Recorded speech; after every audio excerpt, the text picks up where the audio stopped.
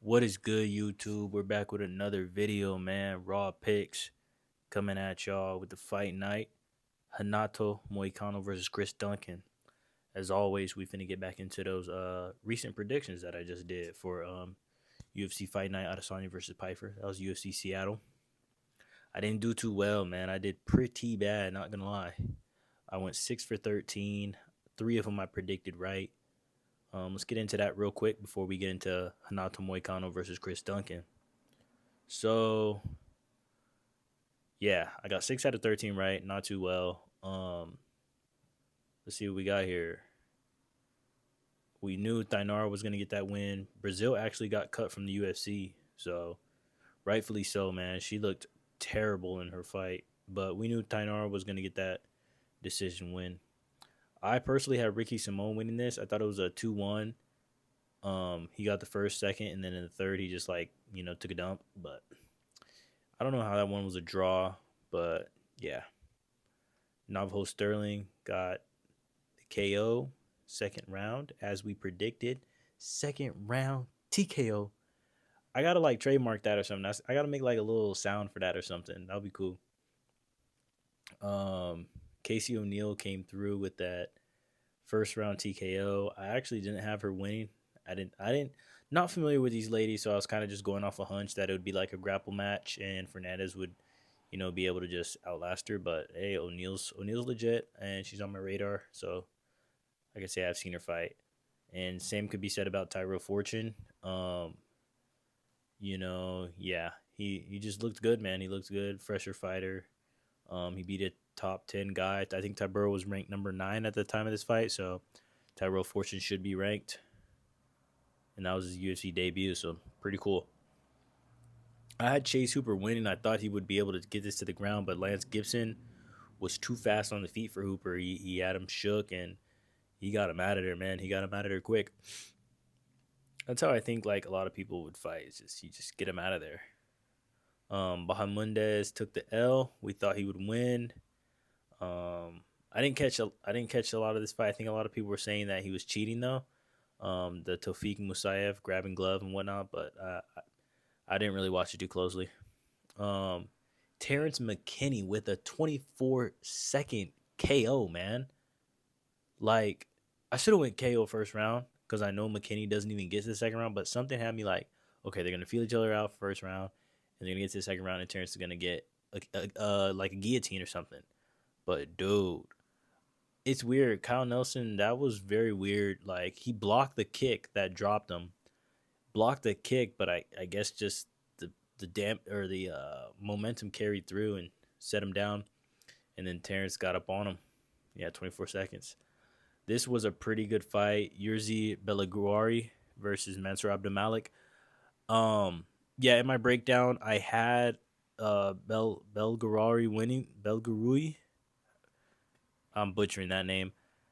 Belgaruri winning that one because of his dude 6'6", very big, trains with Poatan, so he's gonna have that same type of fighting style. Yeah, kickboxing, and he's just progressing, man. And Mansour Abdulmalik, I thought, well, I believed his path to victory was to wrestle more and get to his D1 collegiate. So he was D1 at Maryland. His collegiate wrestling used that against the kickboxer, but he just couldn't find that range. And Baguari was able to put him away. Yeah, about second round, I kind of saw like Belguari getting the finish, right? And then by the time the third came, um, Abdulmalik ran out of steam, bro. And credit to him, like he didn't give up. He was still trying to slug it out, but Belguari found him. It was a good fight. We had Larian Douglas beating Julian Erosa. Not too much to say on this one. Michael Chiesa got the finish. I thought it would be drawn out, but yeah, that was a crazy submission. Nico Price, I think they both retired after this fight, which is smart decision. Definitely for Nico Price. I think he ended his UFC career on like a four fight losing streak, something like that. Yeah, but cool hometown hero. Michael Chiesa got his win. It's cool. Now this fight, I definitely misjudged Grosso. I thought she was like kind of done. I thought her prime was pretty much done after the Shevchenko trilogy. But man, did she answer back with that KO and then the rear naked choke? Like Macy Barber was laying there lifeless, dude. For any of you guys that saw that, Macy Barber was like lifeless on the canvas. Is like the only way I could explain that. Um, yeah, Grosso's hands looked good. I think she's still one away from the title since Shevchenko's still holding that. I think she can fight another contender or wait, but hopefully she said she wants to fight UFC Noche, so she could fight Noche. I don't think it'll be for a belt, but that'll be cool. See her fight again, and if she gets another win, then definitely she'll be in line for that belt. And then the main event, man, the heartbreaker, Joe Pyfer defeating Israel Adesanya. The first round, Izzy looked good, controlling Pyfer, keeping range, and just beating Pyfer to the punch and evading the heavy hands of Pyfer. But in reality, 5 rounds, Pyfer has good stamina. I would say by the third or fourth, he may have started fading, but the power of Pyfer is legit. He has good power for middleweight. He's a big boy. He was taking down Izzy, and when he landed the shots, Izzy definitely felt him. Like kind of similar reactions to when Izzy fought Poatan both times. Just the heavy punches, man, and the body weight. Um, so yeah, good win for Pyfer. I was biased on my pick. I wanted Adesanya to win. And I thought he would outlast him, break him down. But it's cool to see the passion of the guard. It's a fight game, man. You can't stay on top forever. So hopefully Izzy can end his career with a win. Um, but if he retired, I would not be upset. I think this doesn't diminish what he's done. This may be biased speaking, but I am Izzy. I'm a fan of Izzy. His run was amazing. I got into UFC around his run time, so yeah, seeing one of him as the greats is for sure. But yeah, that was UFC Seattle. So let's get into UFC Fight Night. Moicano, Renato Moicano versus Chris Duncan. We got a Brazilian versus Scottish. Pretty cool. And let's get straight into those picks, man. So we got 13 fights. Got some good fights in here. They got some implications, such as Verna Jandiroba versus Tabata Ricci. But let's expand them all. Let's get into it, man. So we got Dakota Hope versus Kai Kamaka the third. We're gonna go Hope. I guess these guys are both debuting. Yeah, I'm not too. Yeah, so they're both debuting, and we're gonna go Hope on this one. We'll say decision. Yeah, I'm not familiar with them. Featherweight, so they got to be pretty fast, 29, 31. So, about in their prime. This guy trains at 4 Ounce Fight Club. That is Joshua Van's Fight Club, if I'm not mistaken. So, yeah, that's who we'll go. We'll go by decision. Dione Barbosa versus Melissa Gatto. I've seen Dione fight, and her last one, she lost to Karine Silva, but she has some good submissions. Let's see. Tracy Cortez lost. Lipsky lost. Beat Vidal. Vidal's not that good, but yeah. We'll go Barbosa on this one by decision. Not really familiar with them. I've seen Barbosa fight like once or twice, but not really, impressed. Azamat Bakoya versus Trayshawn Gore. I do want to see Trayshawn Gore get a win, man, but I don't think he gets one. Bakoyev got stopped by Belgurori his last fight, so he knows how to deal with power. He's felt power literally 5 months ago. Gore, he needs a win bad too. Hasn't got a win in over a year. His last win was Dracoli, who is now not in the UFC as well. He also got cut. Yeah, so yeah, the heavy favorite is Bukoyev. I think where I'm gonna ride with that as well. Bukoyev by KO. I'm gonna say second round. I love that second round TKO, man. Haley Kowan versus Alice Pereira. I think this is Poaton's sister, if I'm not mistaken. I know he has a sister. I don't know if it's Alice or Leni, something like that. This may be Poaton's sister. Maybe. I don't know. 20-year-old versus a 34-year-old. About even. Let's see. Yeah, we'll go with the newcomer. I think just the age difference is big. 14-year age gap, you know. I think the speed's on her side. Bantamweight fight 135ers, so yeah. Next up, Lando Venata versus Darius Flowers. Crazy tattoo to get the Gracie Barra right on your in the faith neck. It's crazy, man. Um, Everyone's going Venata, but I'm gonna go with him. The crazy tats makes me think like he don't care. So we're gonna go KO round 3.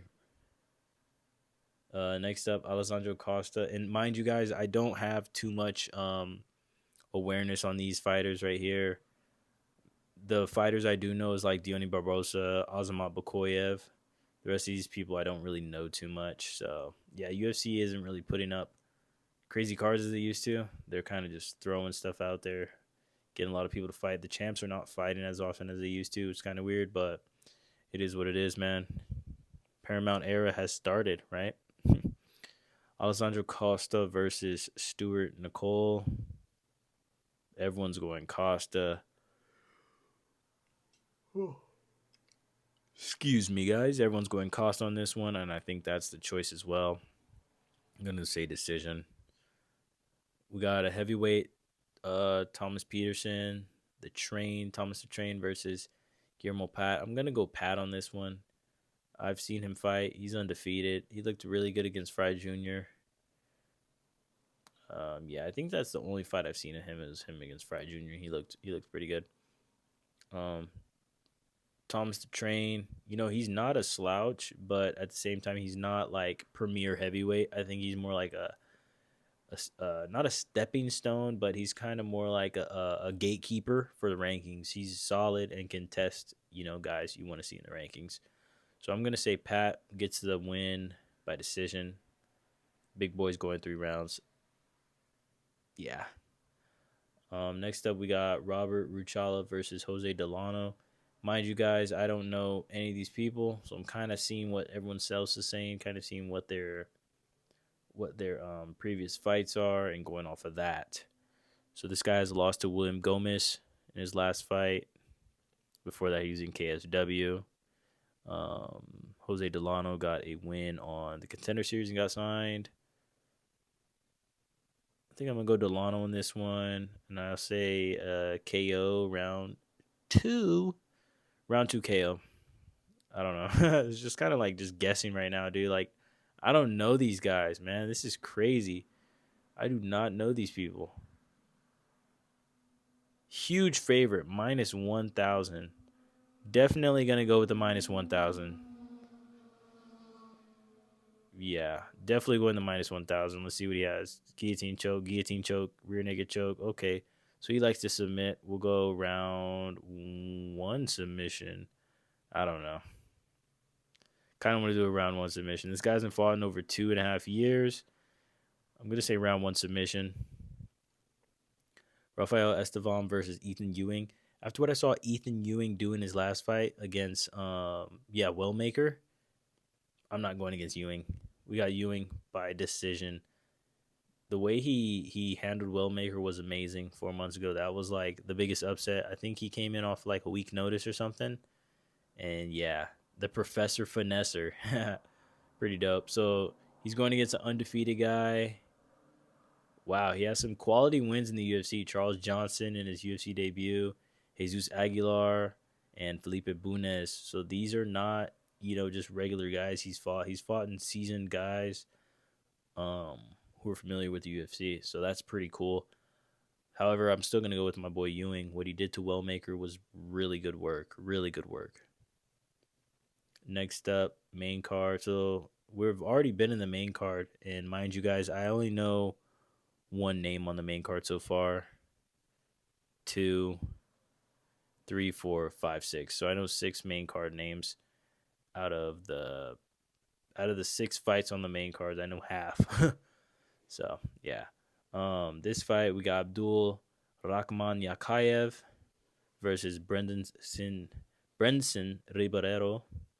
Brenson, yeah, I don't think he's that good. He lost to Sai. He lost to Mirzakanov. Yeah, we're gonna go Yakayev by KO as well.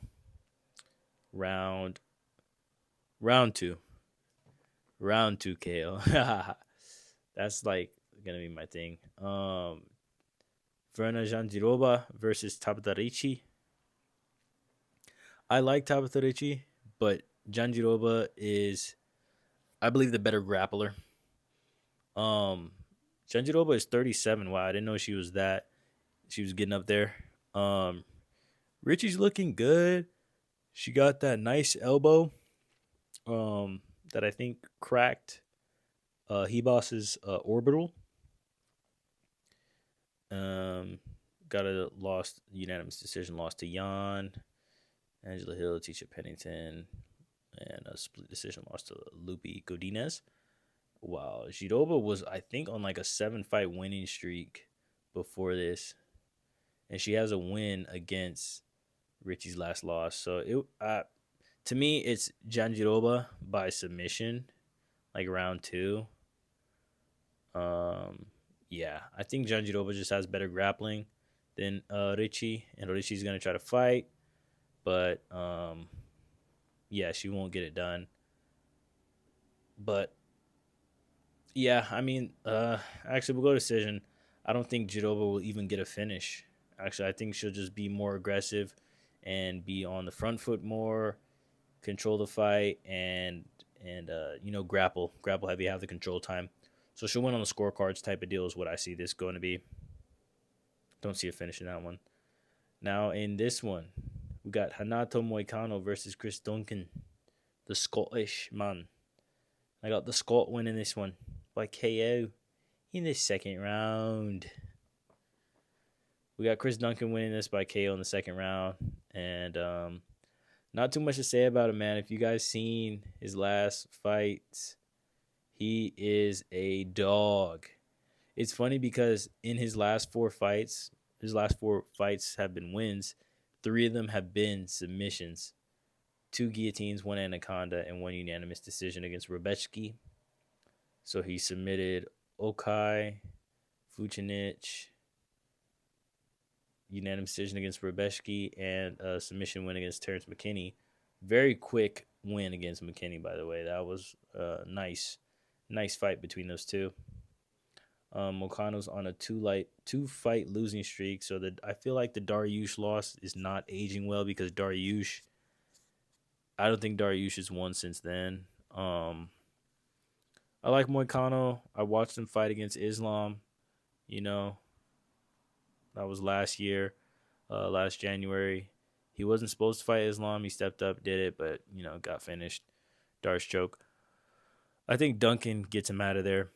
I think Duncan can neutralize his grappling. He can neutralize Moicano's grappling and find his chin. Yeah. Yeah.